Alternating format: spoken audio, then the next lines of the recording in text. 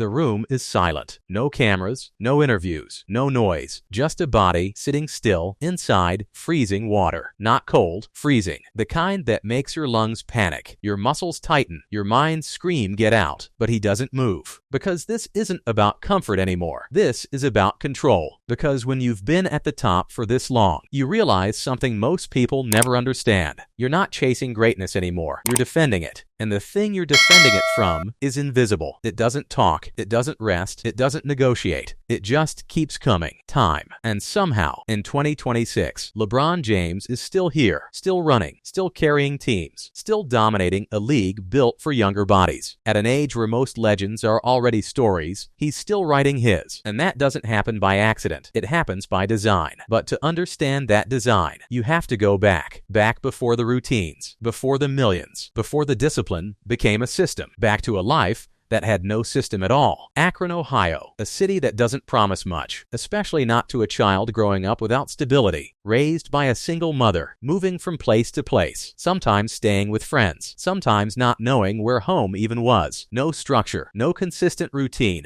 no foundation, just survival. And survival does something to you. It sharpens you, or it breaks you. And sometimes, if you're different, it does both. Because while other kids were learning comfort, he was learning uncertainty. While others had stability, he had movement, constant movement, new schools, new environments, new realities. And in the middle of all that chaos, there was one thing that didn't change. A ball, a court, a game that made sense. Basketball didn't save him instantly. It didn't magically fix anything. But it gave him something powerful, control. Because on the court, life slowed down. Every dribble had purpose. Every movement had meaning. Every moment was his. And that's where it started. Not greatness, not legacy, just control. But here's the part most people don't see. Even then, he wasn't normal. He wasn't just playing. He was processing, watching everything, learning faster than everyone else, understanding angles, timing, movement, like he had seen it all before. And slowly, quietly, he started separating himself, not just in skill and presence. By the time high school came around, it wasn't just local anymore. It was national, then global. Crowds started forming. Games started selling out. Media started watching. Cameras, lights, expectations, all pointed at a teenager who was still trying to figure out who he was. And then, 3 words changed everything. The chosen one sounds powerful, sounds legendary, but it isn't. Not when you're 16, because being chosen means something else. It means you don't get to fail privately. It means your mistakes don't belong to you. It means your life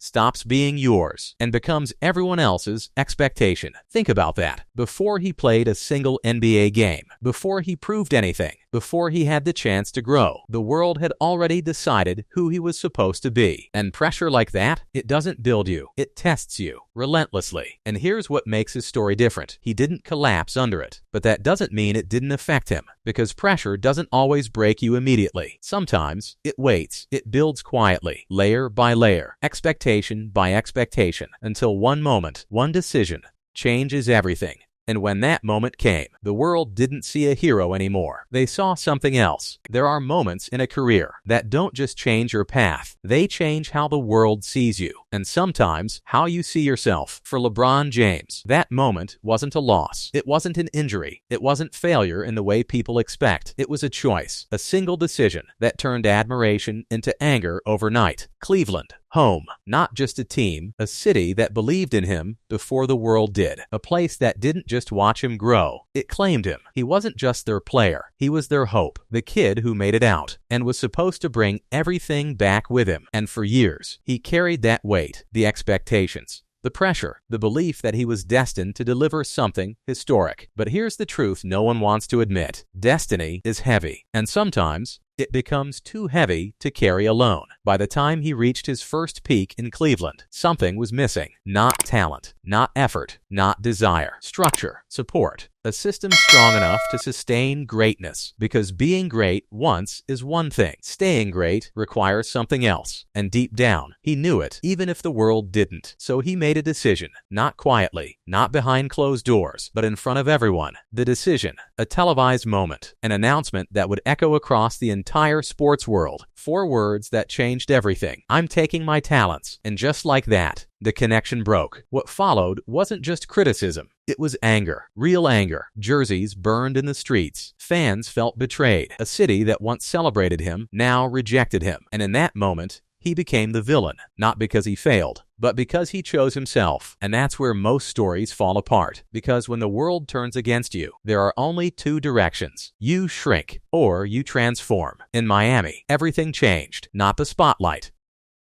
but the environment. He wasn't alone in carrying expectations. He wasn't the only superstar. He wasn't the entire system. He was part of one. And that difference, because greatness doesn't grow in isolation. It grows in challenge, in accountability, in being pushed, even when you're already elite. And that's exactly what happened. The criticism didn't stop.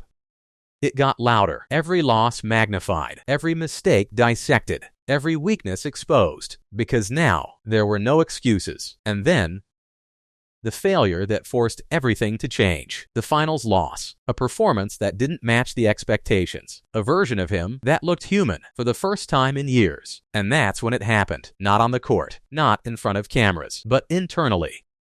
A realization that talent alone would never be enough. Everyone is strong. Everyone is fast.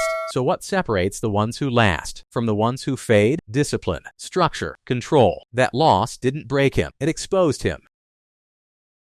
You can't ignore it anymore. You either fix it or you live with it. He chose to fix it completely. The routine started changing. The mindset shifted. The focus became sharper, not just on winning, on building something that wouldn't collapse under pressure. And slowly, the results followed.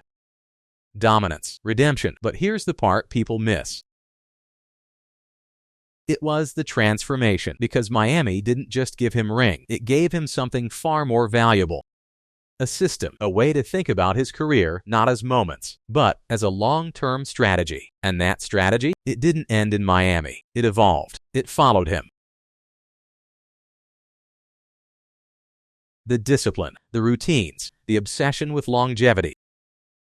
Because once you realize that talent has limits, you start building something that doesn't. But even with systems, even with discipline, even with evolution, one thing you can't train against, one thing no system can fully stop. And by the time he returned to Cleveland, time was already watching. Ime doesn't announce itself. It doesn't warn you. It doesn't knock. It just starts taking things. A little speed here, a little recovery there, a fraction of explosiveness gone before you even notice it. And for most athletes, that's the beginning of the end. But not for LeBron James, because by the time came for him, he was already preparing for it. The return to Cleveland wasn't just emotional. It was strategic, a promise fulfilled, a legacy repaired, a city redeemed. But behind the headlines, behind the historic championship, something else was happening. Something quieter, more calculated. He was changing the way he treated his body. You stop thinking like a player and start thinking like an investment. The numbers shocked people. Over $1 million a year spent on maintaining his body. At first, it sounded like luxury, excess, unnecessary, until you understand what's at stake. Because this isn't just a body. This is the engine of everything. The career, the legacy, the empire. If it breaks, everything breaks. So he built a system, not a routine. A system. Controlled, relentless, mornings that don't start with motivation, cold plunges, again and again. The water doesn't get easier, your mind does, breathing through the shock, holding still while your body fights to escape, training not just muscles, but control. Cryotherapy chambers, hyperbaric oxygen sessions, treatments designed to repair faster than damage can occur. Sleep becomes sacred, not optional, measured, protected, because at this level, rest isn't rest, it's strategy. Nutrition, not flexible, calculated. Every meal designed for performance. Because randomness is the enemy of longevity. Year after year, something impossible started happening. He didn't decline, he adapted. While others slowed down, he adjusted, changed his game. Less reliance on raw explosiveness, more on intelligence, positioning, control. Ages differently than the body, and if you learn how to use it, you don't lose the game. But here's what people don't see. This lifestyle isn't glamorous. It's repetitive, restrictive, demanding, because discipline at this level isn't occasional. While others celebrate wins, he's thinking about recovery. While others take breaks, he's maintaining consistency. While others relax, he's preparing. Because he understands something most never do. It's built in small, invisible decisions, repeated daily. And that's what separates him now. Not just talent, not just experience, but awareness. The awareness that every year matters. Every choice either extends your career or shortens it. But even with all this control, all this discipline, there's still something unpredictable, something no system can fully eliminate. Wear, tear, pressure, because the longer you stay at the top, the heavier it becomes. They multiply. Now he's not just competing, he's comparing himself to his younger self, to a version of him that never had to think about slowing down. And off the court, another challenge, another layer of pressure, family, responsibility, watching his son step into the same spotlight, the same expectations, the same unforgiving world. And suddenly, it's about something bigger, because when you've achieved everything, the question changes. It's no longer, how great can you be? It becomes, how long can you hold it? And that's where the real battle begins. Not on the court, not in the gym, but inside, because staying great is harder than becoming great. And in 2026, there comes a point in every legendary career where the game changes, not on the scoreboard, but in the meaning behind everything. Because at the beginning, you're chasing something, recognition, respect, a way out. But at the top, you're carrying. And for LeBron James, that weight is no longer just his. It's his name, his family. Because now, when he steps onto the court, he's not just playing for himself. He's playing next to his past and in front of his future. There's something surreal about it, watching your own story repeat itself. His son, stepping into the same world, the same spotlight, the same pressure that once defined him. And suddenly, everything feels different, because now he understands what that pressure actually does. The expectations, the criticism, the constant comparison. Just to see if you can handle the fall. And maybe that's the real reason he hasn't stopped. Not just for records, not just for championships, but for control, to guide something. Because growing up, his life moved fast, too fast.